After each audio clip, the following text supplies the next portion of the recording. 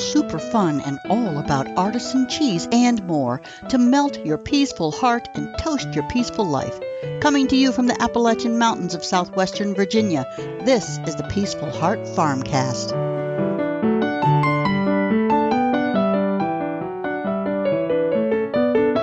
Hey, this is Scott Hall from Peaceful Heart Farm, and you are listening to the Peaceful Heart FarmCast. Hello, everybody. Melanie Hall here. Hope you're doing well. And the conversation today and every day revolves around the value of tradition, traditional homestead living, traditional raw milk products, and artisan cheese. Topics discussed here are designed to create new perspectives and possibilities for how you might add the taste of tradition to your life. It has been quite a while, so how about a homestead update and a brief health update? I republished a couple of podcasts, and I hope you got a chance to listen for the first time or re-listen if you were interested in the topic of cheese. So it feels good to be getting back to it, and it's going to be close, but I think I can get this podcast published today. Let's hope all goes well and I'm able to accomplish it. Because if it doesn't, I'm likely to abandon the effort for yet another week. My life is topsy-turvy, as you can imagine, and I only have so much time each day to take care of any given task. So when things don't go well, they get pushed to the next day. It's my method of reducing stress. All right, let's pause a moment. I want to take a minute and say welcome to all the new listeners and welcome back to the veteran homestead-loving regulars who stop by the FarmCast for every episode. Thank you for hanging in there with me. I appreciate you all so much. Let's have a homestead update and then a little info on the status of our health here at Peaceful Heart Farm. So the cows are coming up first. Last night, at about 9:15, we got a call from the neighbors across the street. 2 of our cows were in their yard. Now, who could they be? There were 2 groups of animals with 2 cows each, and one of them was the milkers. I knew that was not likely.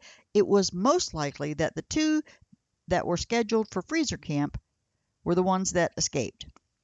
Sure enough, those 2 guys were out there wreaking havoc in the neighbor's yard and trying to get into the pasture with their cows.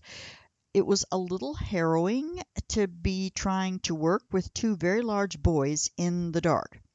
However, all of our cows are fairly docile. And they were upset and confused, of course. And I believe that I've mentioned before, a cow does not like anything out of the ordinary. They want things to be the same all the time. Routine, routine, routine. So needless to say, everything about this situation was out of the ordinary. So nearby, just 20 or 30 feet down the driveway, like they're across the road from us. So across the road and down our driveway, maybe 20 or 30 feet, there's a gate to a paddock. And so Scott opens that gate, and Perrin almost immediately went inside. Now, Rocket Man, the bigger guy, was a different story. He went back and forth in front of that gate at least 3 or 4 times, never venturing inside. And then finally, he starts down the driveway. And so Scott herds him that way. Take him back on down the driveway, take him back to where they got away, and away from the neighbor's cows. And I followed with the car a little bit later. And of course, once we got him down the driveway, then the next challenge was finding a way to get him into a pasture. We closed the pasture gate where Perrin got in, so he's secured. We're still working with Rocket Man. So Scott chases him up and down along one side of the fence a couple of times, and so when I come in there and I got down there and I opened a couple of gates. One was a gate back to where he had escaped, and that's kind of a good way to go because a lot of times they want to go where they came from. Again, that routine idea. But it is dark, so I didn't know if that was going to work. So I opened another gate that's into the field where our nursery girls were. There's like a little paddock area and then a travel lane that goes out to the field where they are. And it was a little risky letting him in there, but we needed some way to get him into some kind of a fence somewhere. And then once he was back inside our perimeter fence, then we've got all kinds of options as to how to move forward. So Finally, Scott brings him up again, and Rocket Man eagerly goes through the gate, very wide open, into the pasture with the girls. Now, the girls themselves, they were way out in the field. And so we actually needed to get him contained before he joined with them. That would be a disaster if we had to single him out from that crowd in the dark. So Scott quickly contained the girls in paddock number 1. Just close the gate. They're stuck in their paddock. Nobody can get in. Now, Perrin was already in paddock number 2.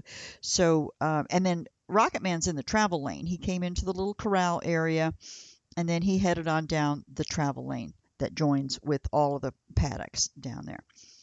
So the goal was to isolate both of those boys in that small holding area that was just inside the gate that I had opened. I closed that gate so I couldn't get back out, of course. And then, but again, he'd already walked most of the way down that travel lane toward the other paddocks. Now, but Scott met him coming the other way. He's herding Perrin down toward the travel lane. And so now they both turn around and they're coming back my way. And I was over in paddock number 4, which actually runs directly alongside the travel lane. So we got the travel lane and there's a fence between me and them. I just wanted to be close, but not actually in the travel lane. If I was in the travel lane and they came up on me, then they're going to want to turn around and go back. So not good. So I was out of their way. They could come down the travel lane. And now for the next debacle. There are 2 gates at the bottom of that travel lane and the hollow where paddock 4 and the travel lane are right there side by side, and there's a gate into one and a gate into the other. And so anyway, I'm a little way up the hill in the paddock 4, and I just kind of am monitoring how they're moving, and everything looks okay. Scott's coming down the travel lane again, headed towards that holding area, and I just happened to mention that the gate into the paddock is open, and they might just come in on my side where I am, instead of continuing on up the hill into that holding area. And you know what? That is exactly what they did. So now we're reduced to chasing them around paddock number 4, still trying to get them to go back through the gate and up the hill to the small holding area. So at some point, I go down and I close the gate to the travel lane so they couldn't go back up that way. No sense letting them run on up there. So now all we needed to do was get them to go through the other open gate of paddock 4 and into the holding area. So I'm kind of right down there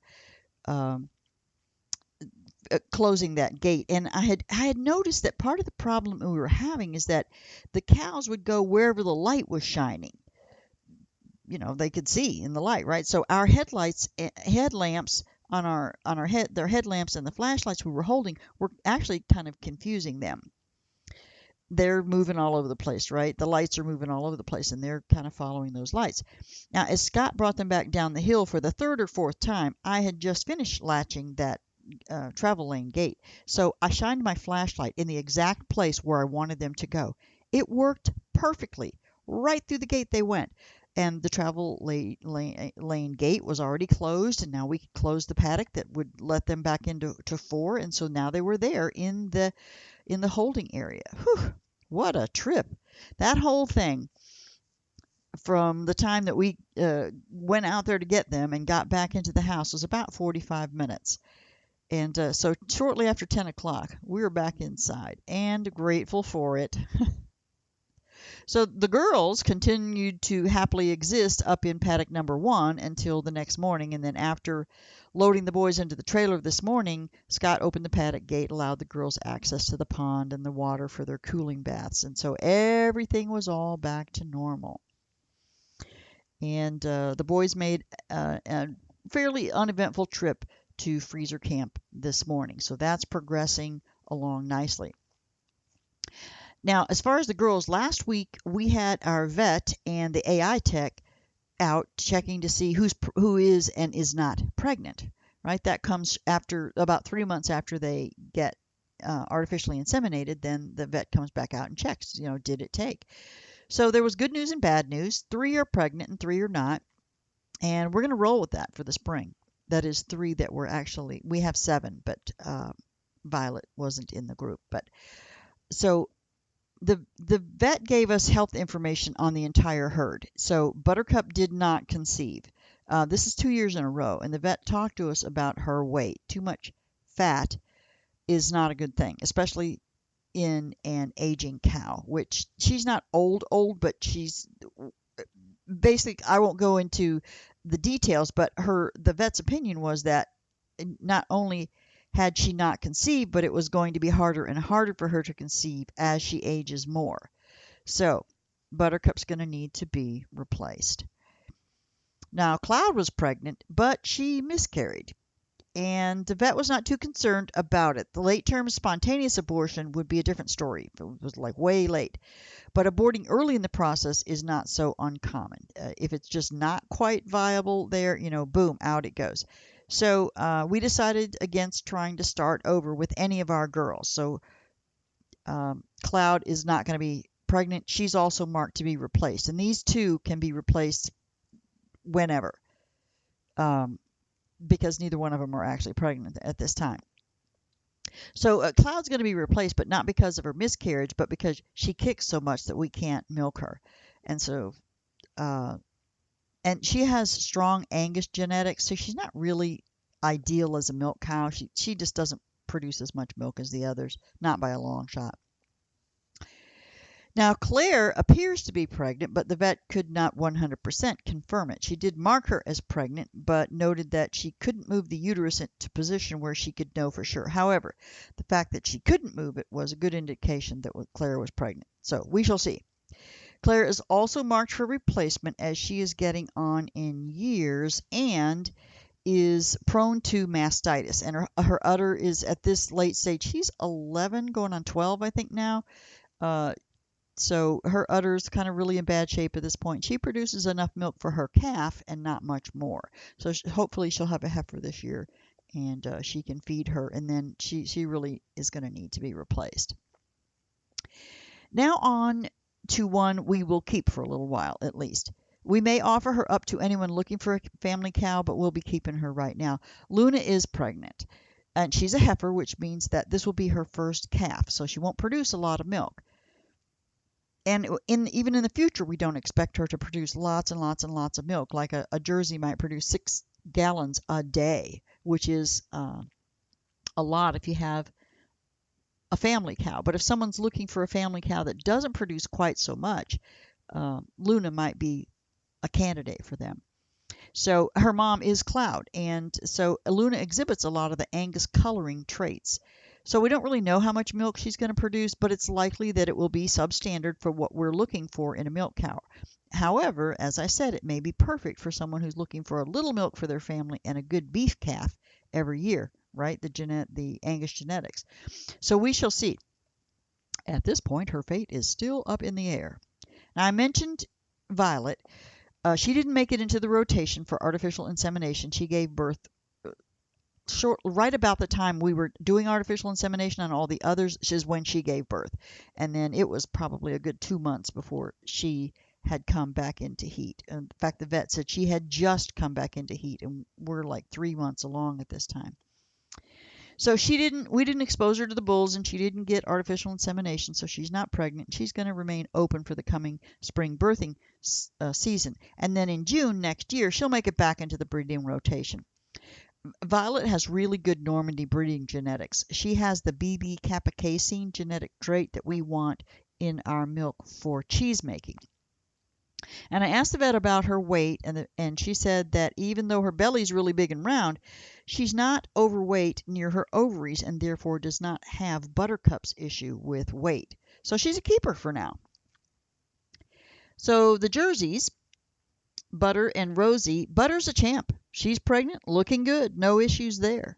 Rosie, on the other hand, is not pregnant. And the vet had already warned me that this was the most likely issue with the heifer having a calf when she was so very young. If you remember, or if you weren't listening, you can go back and listen to some of the earlier ones where Rosie delivered at 18 months, where most heifers, their first calf, they're 2 years old before they have a calf. So when they have them very young, getting pregnant again takes a little bit of time.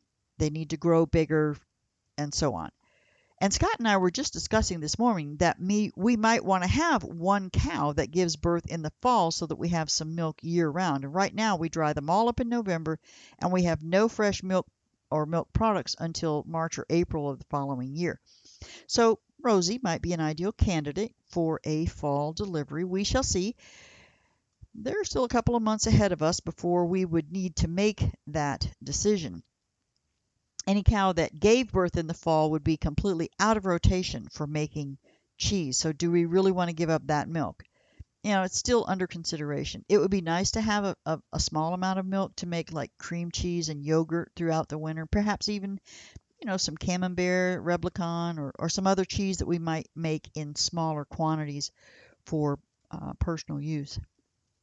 If we decide to do that, we would do what is known as calf sharing with Rosie. That means the calf would stay with mom. Anytime we want to have milk, we simply separate them overnight, and then we milk in the morning. So, and any of you that are thinking about having your own milk cow, this offers tremendous freedom. What I'm talking about is called calf sharing. Normally cows get milk twice a day, but if you're calf sharing, the calf takes care of the milk during the day, so you don't have to milk in the evening. And then you can hold mom overnight. She's going to make a lot of milk, and then you milk in the morning and you get to keep that part. And then the calf rejoins mom and again gets all the luscious milk throughout the day. And as I mentioned earlier, even Luna would produce enough milk to make this work. She would produce enough to feed a calf and have a little bit of milk. I mean, a calf will drink just about as much milk as you put in front of them. And if a day comes when like you don't even want to milk at all on any given day, you have somewhere that you need to be overnight or whatever, you just leave the calf and the mom together for the entire day and night. So it's a win-win situation. The calf really appreciates that extra juice, and the homesteader gets a break from milking every single day, 7 days a week,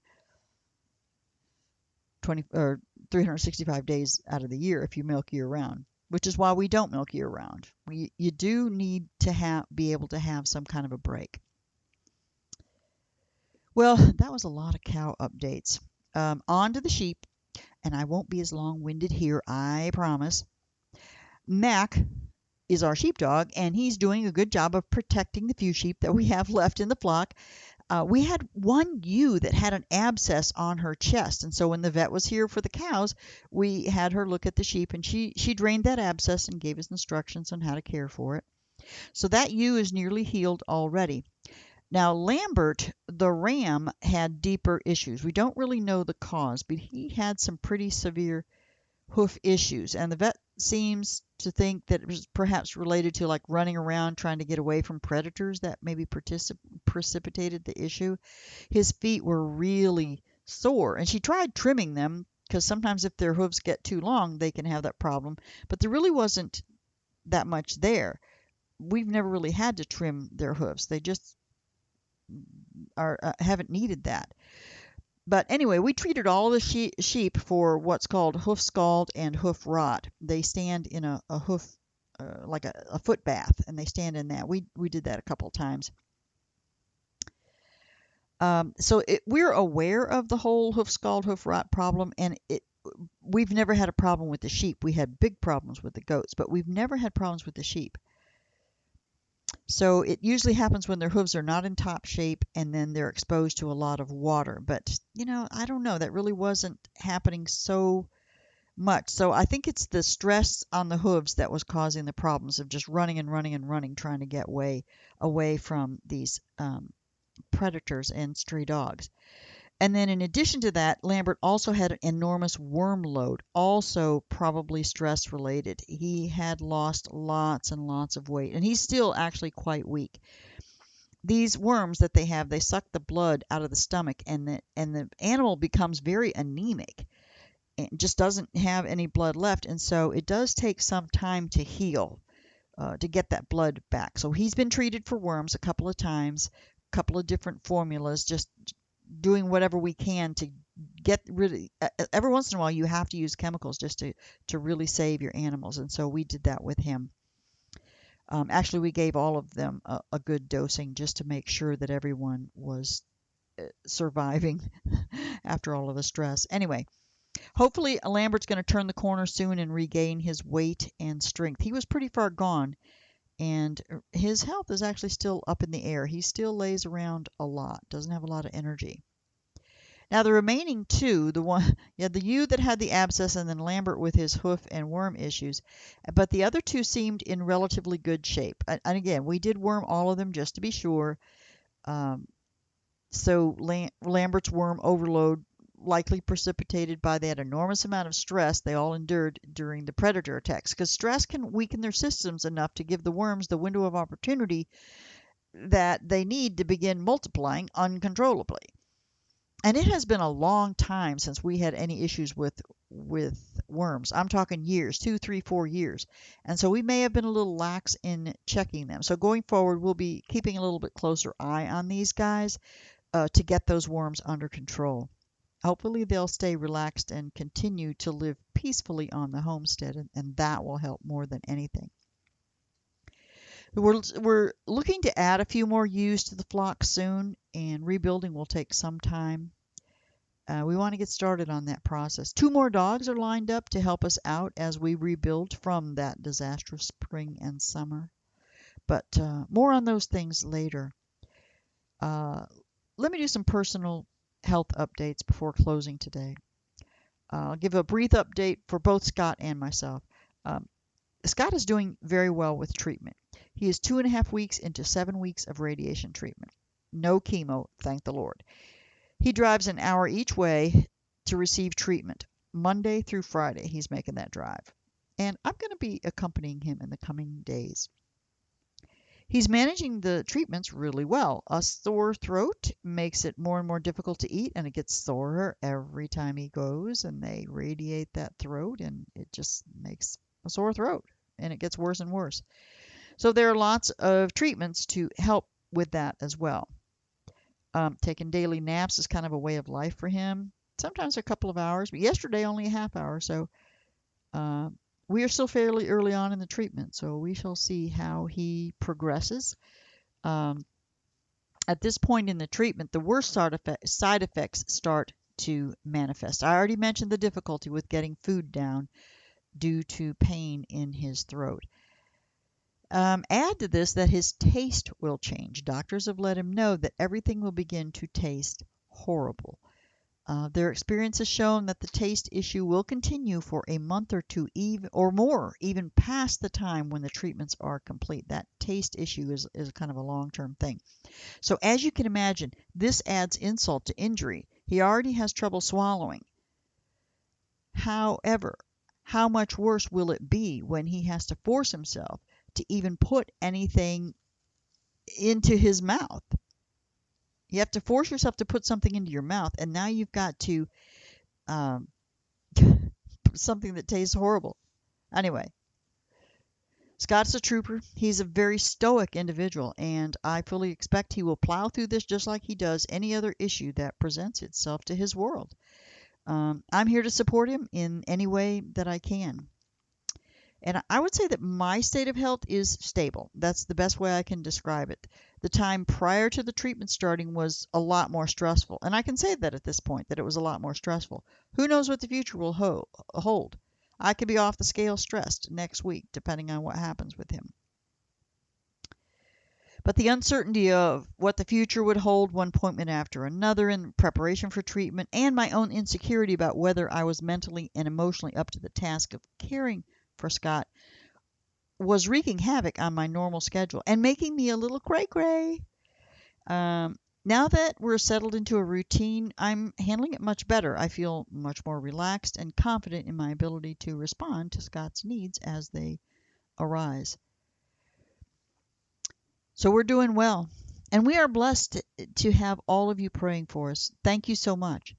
Please continue to pray for us, and we'll pray for you. That's it for today's podcast. I know the cow updates were long and perhaps too detailed, and I didn't even get to the quail. Oh my goodness. Well, too late now. I need to get this podcast published and then on to the evening chores. It's time to wake Scott up from his nap so he can start on his evening schedule.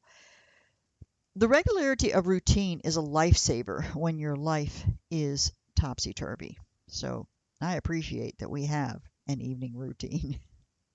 Again, thank you so much for your prayers. And I'm going to add the shameless plugs because we need your support. And if you enjoyed this podcast, please go to Apple Podcasts, Google Play, whatever podcasting service that you use, and subscribe. And then give us a rating, give us a 5-star rating and a review. That helps the podcasting service say, hey, people like this, let's put it in front of more people. And if you like the content and really want to help the show out, the absolute best way you can do that is to share it with any friends or family who might be interested in this type of content. Let them know about the Peaceful Heart FarmCast. Thank you so much for stopping by the homestead. And until next time, may God fill your life with grace and peace.